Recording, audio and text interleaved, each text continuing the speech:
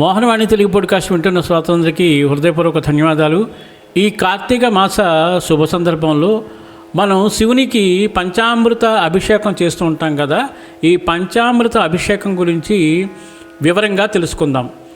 శివాభిషేకంలో పంచామృతం చాలా పవిత్రమైనది, శివారాధనలో అంతర్భాగము. ఇది కేవలం భక్తి ప్రక్రియ మాత్రమే కాదు, ప్రతి అమృతం వెనుక ఉన్నది ఒక లోతైన ఆధ్యాత్మిక శాస్త్రీయ అర్థం. పంచామృతాలు అంటే ఏమిటి?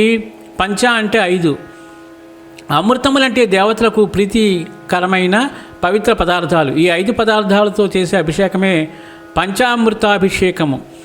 పంచామృతములు మరియు వాటి అర్థం. అమృతం, మొదటి అమృతం పాలు, పవిత్రతకు చిహ్నము, మనస్సును శాంతింపజేస్తుంది, శరీర ఉష్ణాన్ని తగ్గిస్తుంది.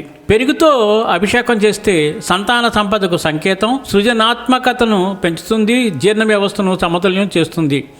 తేనెతో అభిషేకం చేస్తే మాధుర్యానికి చిహ్నము, మాటల్లో మాధుర్యం రావడానికి సహాయపడుతుంది, యాంటీ ఆక్సిడెంట్స్ గుణం కలిగి ఉంటుంది.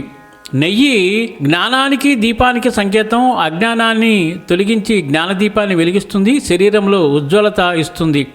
పంచదార లేదా చక్కెర ఆనందానికి సంకేతం, మనసులో సుఖ సంతోషం కలిగిస్తుంది, శక్తి ఉత్సాహం పెంచుతుంది. పంచామృతాభిషేకం చేయడంలో ఉన్న రహస్యం. శివుడి లింగం విశ్వ సృష్టి మూలం. పంచభూతాలు భూమి, నీరు, అగ్ని, గాలి, ఆకాశం అన్నీ లింగం ద్వారా ప్రతిఫలిస్తాయి. పంచామృతం వీటిని సంతులనం చేసే శక్తి కలిగినది. శరీర, మనస్సు, ఆత్మశుద్ధి. పంచామృతం ద్వారా మన దోషాలు, దుఃఖాలు, పాపాలు కలుగుతాయనే నమ్మకము. భక్తుడు లోపల నుంచి శాంతిని పొందుతాడు. దేవుడి ప్రసన్నత. శివుడు అభిషేక ప్రియుడు, ఆయనకు అభిషేకం అంటే పరమానందం. శివ పూజలో స్నానం, శుభ్రత, సమర్పణ అన్నీ పంచామృతం ద్వారానే పూర్తవుతాయి. ఆరోగ్య ప్రయోజనం. ఈ పదార్థాల మిశ్రమం వాత, పిత్త, కఫ దోషాలను సమతుల్యం చేస్తుంది. పూజ అనంతరం ఈ అమృతాన్ని త్రాగితే ఆరోగ్యానికి మేలంటారు.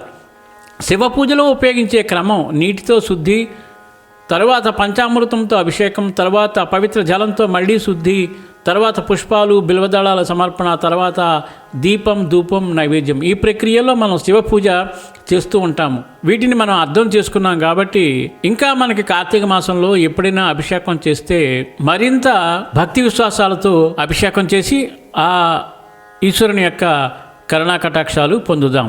సర్వేజన సుఖినో భవంతు, లోకా సమస్త సుఖినో భవంతు. ధన్యవాదాలు. స్వస్తి.